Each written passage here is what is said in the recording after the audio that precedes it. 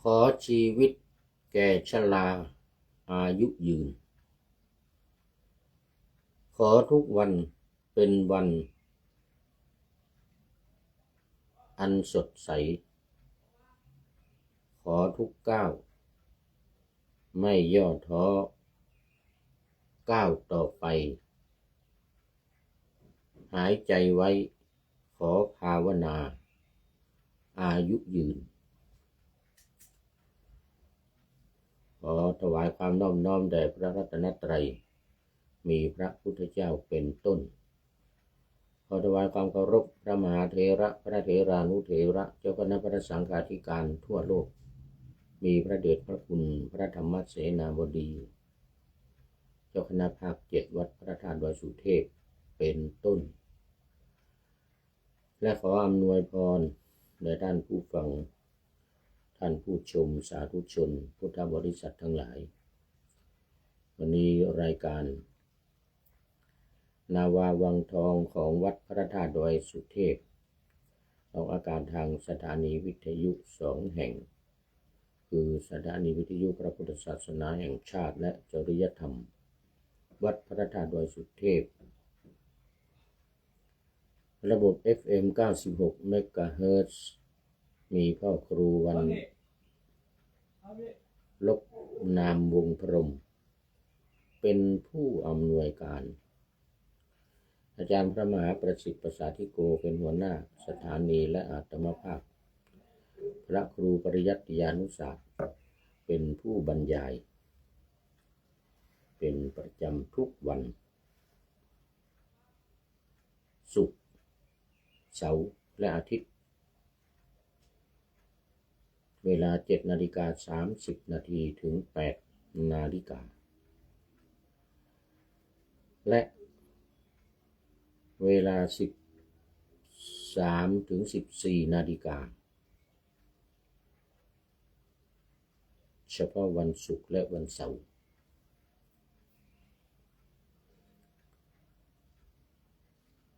2 สถานีวิทยุเพื่อการศึกษาพระพุทธศาสนาและวัฒนธรรมวัดฝายหินตำบลสุเทพอำเภอเมืองจังหวัดเชียงใหม่มีพระครูสมุวิศวัตรวรกิจโจเจ้าอาวาสวัดฝายหินเป็นผู้อำนวยการนำออกอากาศเวลา 17 ถึง 18 นาฬิกาวันพุธ 14 ถึง 15 นาฬิกาวันศุกร์และวันเสาร์และเวลา 15 ถึง 16 นาฬิกาวันอาทิตย์ตอนนี้ก็ขอต้อนรับอาจารย์ประดิษฐ์เป่งเรือนสาธุสาธุนี่ก็วันก่อนก็ได้คุยกันทางเฟซนี่แหละ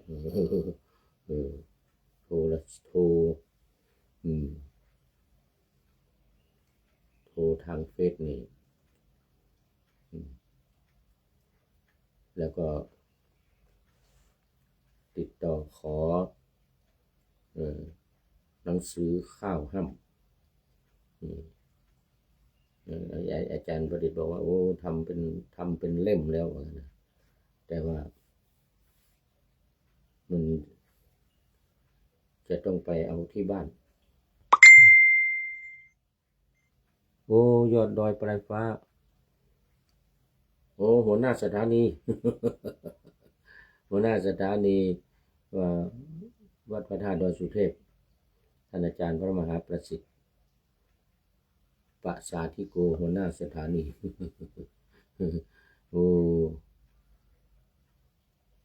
ตอนนี้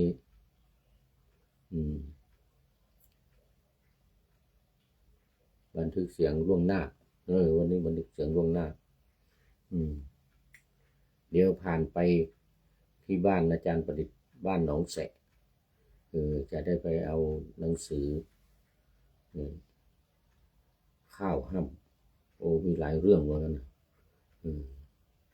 จะได้นำมาออกอากาศ ข้อคิดในรายการตอนนี้ก็มีข้าวห้ำของหลวงพ่อพระครูสถาพรธรรมประโชติวัดดอนชัยท่ารั้วนำมาออกอากาศเป็นบางครั้งเป็นระยะ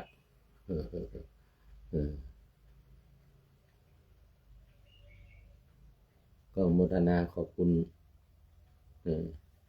อาจารย์ประดิษฐ์เปล่งเรือนโอ้นี่ทั้งสองท่านตอนนี้เป็นอาทิกัลยาณังนั่นโอ้เป็นผู้มีความงามในเบื้องต้น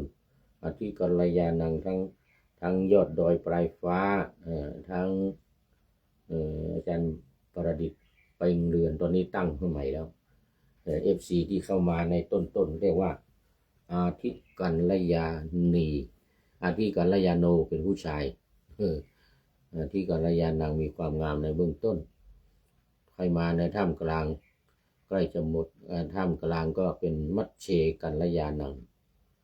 ใครมาในใกล้สุดท้ายตอนจะจบก็เป็นปริโยสานะกัลยาณังแต่ว่ามีความงาม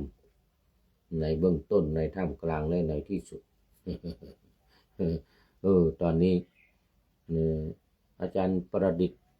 เปล่งเรือนกับยอดดอยปลายฟ้าก็เป็นอาทิกัลยาโนอาทิกัลยาโนเป็นผู้ที่มีความงามในเบื้องต้นได้แก่ศีลมัชเชกัลยาณังเป็นผู้ความงามในท่ามกลางก็สมาธิถ้ามีคนเข้ามามีความงามในที่สุดก็เป็นปัญญาเป็นผู้ที่มีปัญญาหรือถึงพร้อมด้วยปัญญามีความงามในที่สุดในเบื้องปลายตอนนี้ก็ขอประชาสัมพันธ์ในเรื่องของกิจกรรมวันวิสาขบูชาของวัดพระธาตุดอยสุเทพเนื่องจากวันนี้ก็ในวันที่บันทึกเสียงนี้นะวันที่25เป็นวันเริ่มแรกการเจริญพระพุทธมนต์สมโภชน้ำสงฆ์พระราชทานเสร็จไปแล้วเมื่อกี้นี้เริ่มตั้งแต่บ่าย2:30ตอนนี้ก็คงให้ถวายทายทานให้พรแล้วก็เวียนเทียนรอบพระบรมเจดีย์สุวรรณเจดีย์เห็นเงียบเสียงหมดเล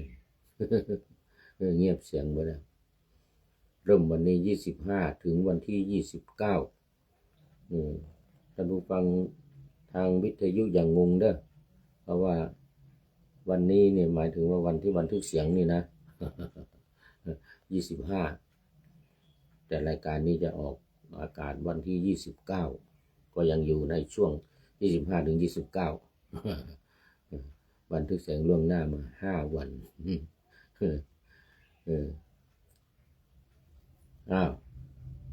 ตอนนี้ก็ช่วงแรก25ถึง29เจริญพระพุทธมนต์พระสงฆ์20รูปแล้วก็เริ่มเวลาบ่าย2:30ทุกวัน5วันนี้ช่วงที่2วันที่30ถึง31เป็นกระบวนอัญเชิญน้ำสงฆ์พระราชทานขึ้นดอยสุเทพจากลานครูบาเจ้าศรีวิชัยหน้าวัดศรีโสดาขึ้นมาลานครูบาเจ้าศรีวิชัยหน้าวัดพระธาตุดอยสุเทพในเชิงบันไดนาค20:30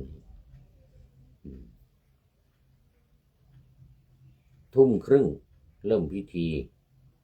ขึ้นมาถึงบนดอยสุเทพก็5:00คงไม่เกิน5:00นะทุกปีหรือจะช้าก็ไม่เกิน5:30 ใช้เวลาประมาณ10 ชั่วโมงตามปกติการเดินนี่ก็ไม่ถึง10 ชั่วโมงหรอกถ้าเดินขึ้นตามปกติ5 ชั่วโมง6 ชั่วโมงแต่นี่มันเป็นขบวนน้ำสงฆ์พระราชทานแล้วก็มีขบวนของประธานตั้งแต่ผู้ว่าราชการจังหวัดเชียงใหม่อธิการบดีมหาวิทยาลัยเชียงใหม่และอื่นๆร่วมกันตลอดถึงศาลภาค5ตำรวจภาค5ตอนนี้ขอต้อนรับพระเดชพระคุณหลวงพ่อสุทธิสงึมรำตอนนี้ยังเป็นอาทิยังเริ่มต้นนะอาทิกัลยาโนมีความงามในเบื้องต้นอยู่เพราะว่าตอนนี้ยังไม่ได้เริ่มรายการบรรยายธรรม เพราะว่าปาดหน้าธรรมะอยู่ยังไม่เสร็จ ถึงช่วงที่2อยู่ขอบคุณพระเดชพระคุณหลวงพ่อสุทธิสงึมรำเป็นอย่างยิ่งให้หัวใจใสๆสีชมพูเป็นอวยพรวันเกิดให้กับผู้พูดโมทนาเป็นอย่างยิ่งช่วงที่2 30ถึง31นี่ก็ขบวนน้ำสงฆ์พระราชทานขึ้นมา20:30วันที่30 5:00ของวันที่31ก็ถึงบนดอยสุเทพเสร็จแล้วก็มีการทำบุญตักบาตรพระสงฆ์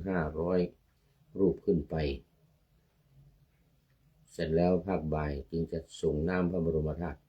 โดยน้ำสงฆ์พระราชทานของพระบาทสมเด็จพระเจ้าอยู่หัวเป็นเสร็จพิธีสำหรับเนื่องในวันวิสาขบูชา เอาแล้วตอนนี้ก็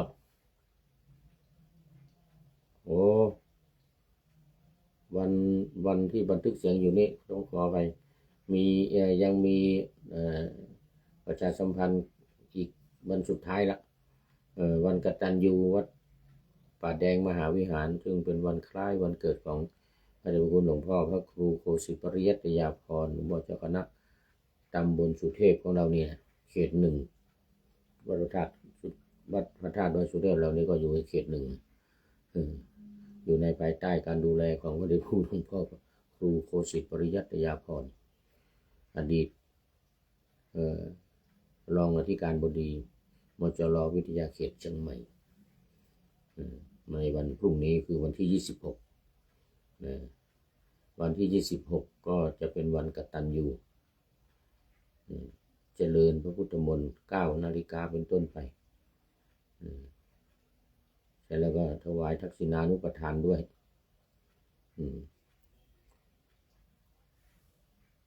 น่าจะเป็นภาคบ่ายก็ประชาสัมพันธ์เป็นวันสุดท้ายวันนี้ เป็นวันสุดท้ายก็ขอเชิญชวนญาติโยมสาธุชนมีความเคารพนับถือ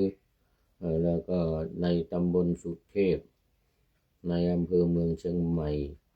แล้วก็ตำบลลีหลวงอำเภอลีจังหวัดลำพูนด้วยวัดบ้านกลางซึ่งเป็นวัดบ้านเกิดอำเภอ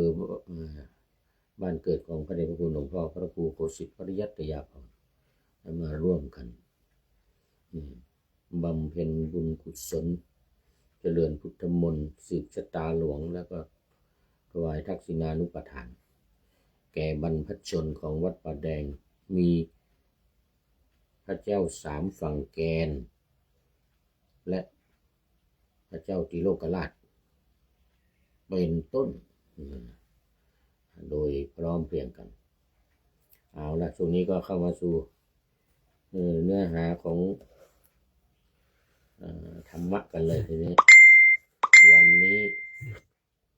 เป็นนันทาเปติวัตถุ เป็นเรื่องที่สี่เรื่องที่สี่เป็นอรรถกถามาในพระไตรปิฎกเล่มที่26นะถ้าเรื่องนันทะเตตวัตถุนี่ก็จะอยู่ในพระไตรปิฎกเล่มที่18นะเล่มที่18ตอนนี้เรามาดูเนื้อหาสาระกันเมื่อพระศาสดาประทับอยู่ในพระเชตวันมหาวิหารทรงปรารภนางเปรตชื่อว่านันทาจึงตรัสคาถานี้มีคำเริ่มต้นว่ากาลีทุพพันนรูปาสิเป็นต้นได้ยินว่าในหมู่บ้านตำบลหนึ่งไม่ไกลแต่กรุงสาวัตถีนักยังมีอุบาสกคนหนึ่งชื่อว่านันทิเสนนันทิเสนะเนี่ยนะเป็นผู้มีศรัทธามีความเลื่อมใสส่วนภริยาของเขาชื่อนันทาเอาละทีนี้นะนางเอกมาละนางเอกไม่มีศรัทธาไม่มีความเลื่อมใส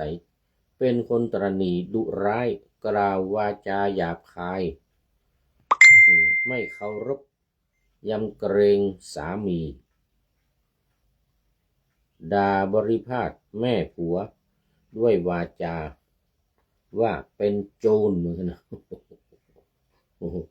สมัยต่อมานางนันทานั้นทำกาละตายไปบังเกิดในกำเนิดเปรต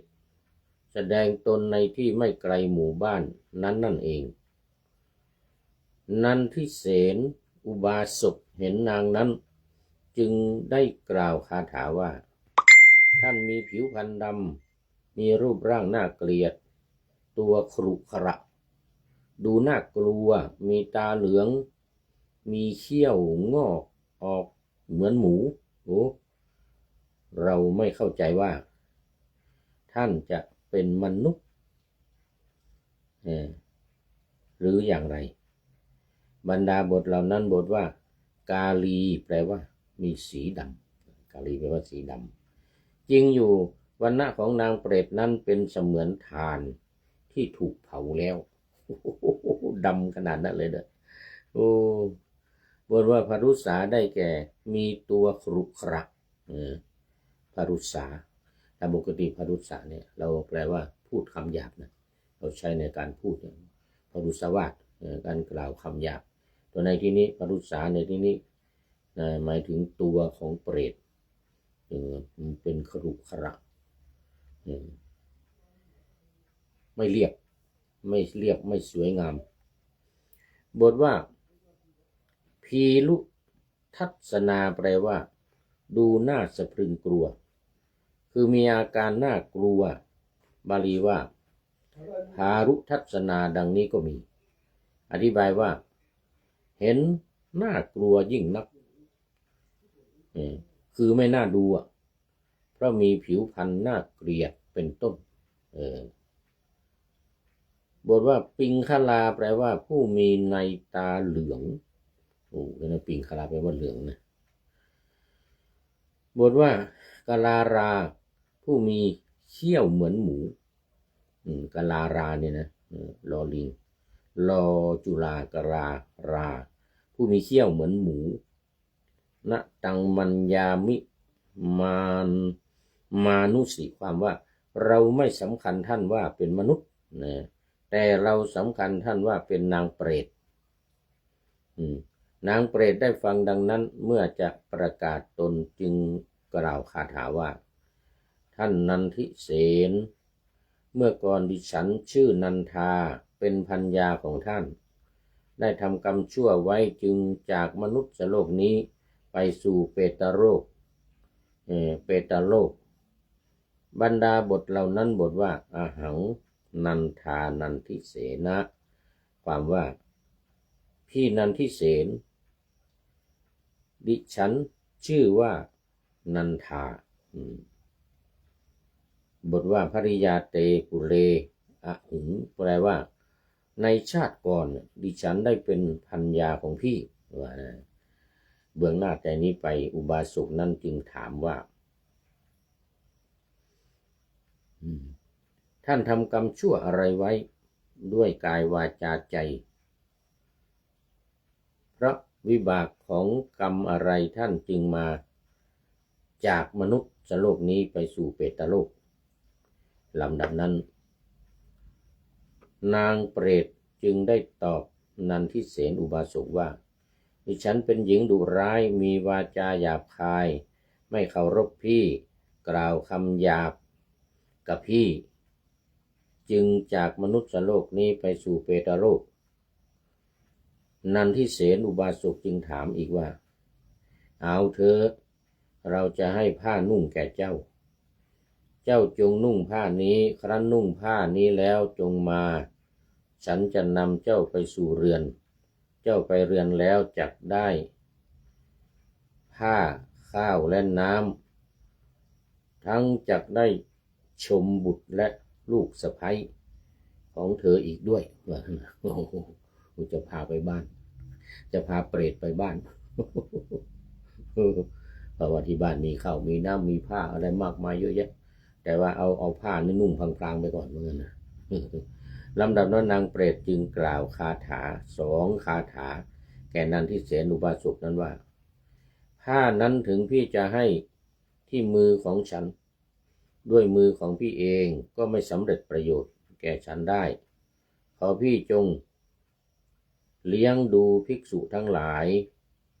ผู้สมบูรณ์ด้วยศีลผู้ปราศจากราคะผู้เป็นพหูสูตรให้อิ่มหนำด้วยข้าวและน้ำแล้วอุทิศส่วนบุญไปให้ดิฉันเมื่อท่านทำอย่างนั้นดิฉันจะมีความสุขสำเร็จความปรารถนาทั้งปวงนะเหมือนกับเปรตอื่นๆที่พูดมามีหลายเรื่องแล้วผ้านั้นนะถึงจะให้มันก็รับไม่ได้ลำดับนั้นพระสังคีติกาจารย์กล่าว4 คาถานี้ว่านันทิเสนอุบาสกรับคำนั้นแล้วได้ให้ทานเป็นอันมากคือข้าวน้ำของเคี้ยวผ้าและเสนาสนะร่มของหอมดอกไม้และรองเท้าหลากชนิด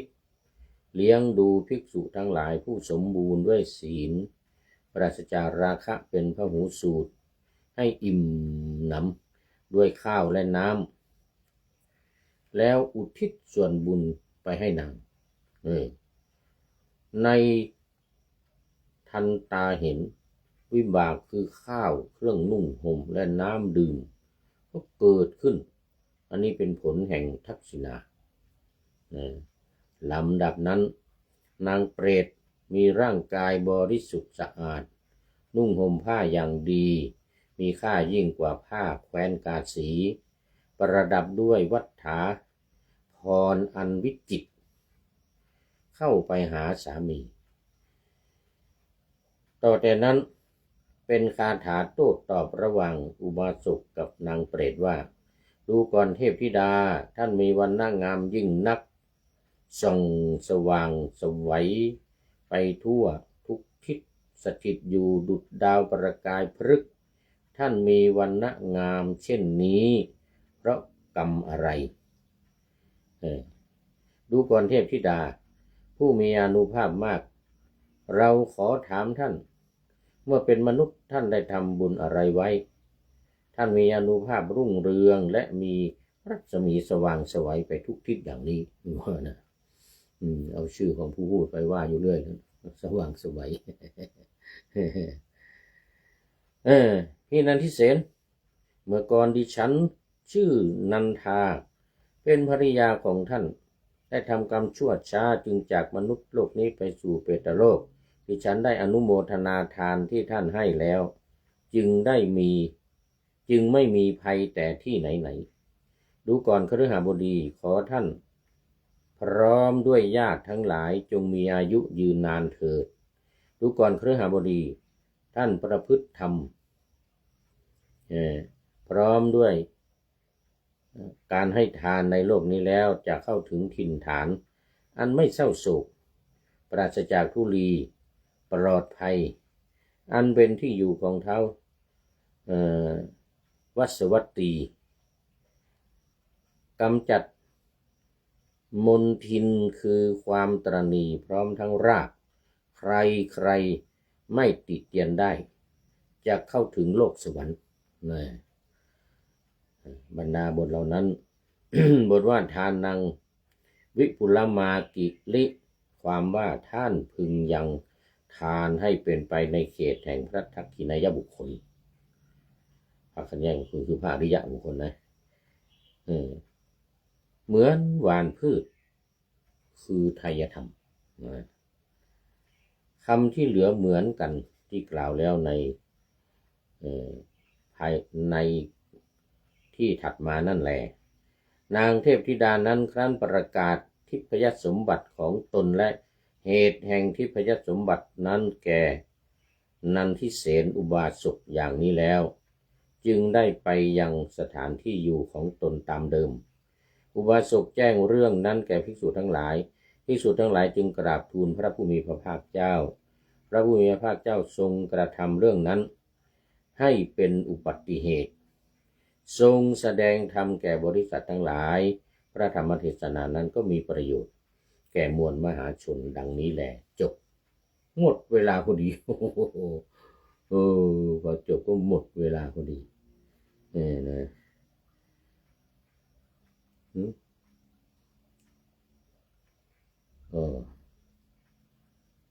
เหลืออีกหน่อย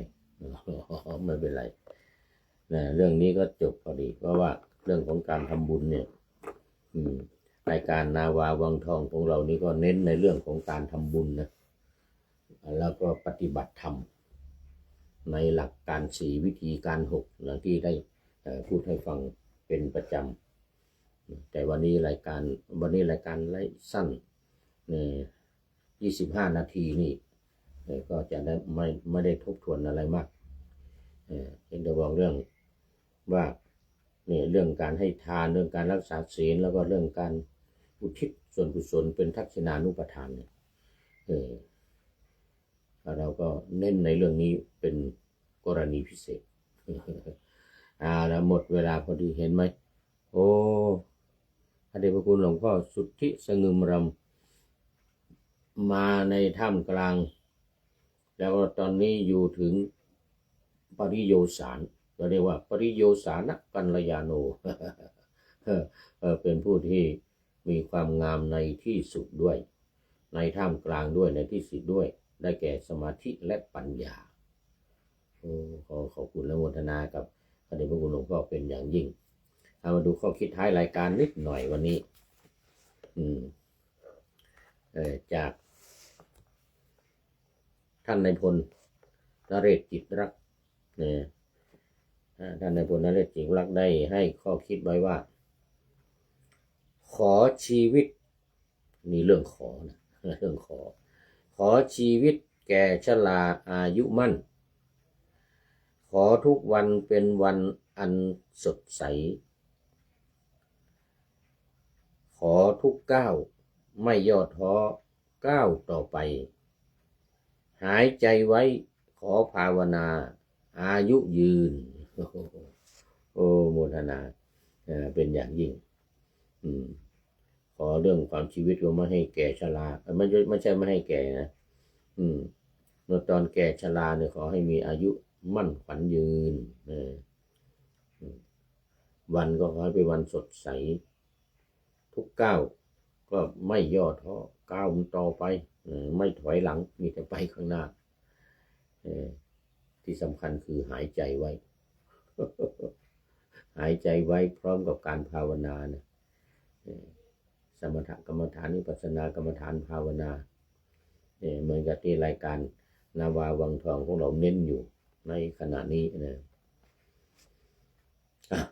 โมทนาขอบคุณท่านนายพลนเรศจิตรักเป็นอย่างยิ่งขอนำนาวาวังทองไปก่อนแล้วจะย้อนมาใหม่ในวันหน้าคือวันพุธศุกร์เสาร์อาทิตย์ตามตารางเวลาที่วางอยู่ข้างใน เป็นธรรมะจากพระราชวังเป็นนาวาโด่งดังสว่างไสวเป็นทองคำล้ำค่ากว่าสิ่งใดชุบชีวิตจิตใจให้ใสงามขอเชิญท่านทั้งหลายนำไปท่องตามคุณของพระรัตนสามพุทโธเมนาโถธัมโมตามสังโฆเมนาโถยามภาวนาว่าบ่อยๆซ้ำๆจำในจิตจนมันติดในใจไม่หายหน้านอนนั่งยืนเดินจำทุกเวลาตั้งแต่ตื่นขึ้นมาถึงหลับไปขอทุกท่านได้ผลจากปฏิบัติได้กำจัดความทุกข์พบสุขใสพลันปลอดโปร่งโล่งสบายทั้งกายใจอยู่ที่ใดใจสงบพบนิพพานขอเจริญพร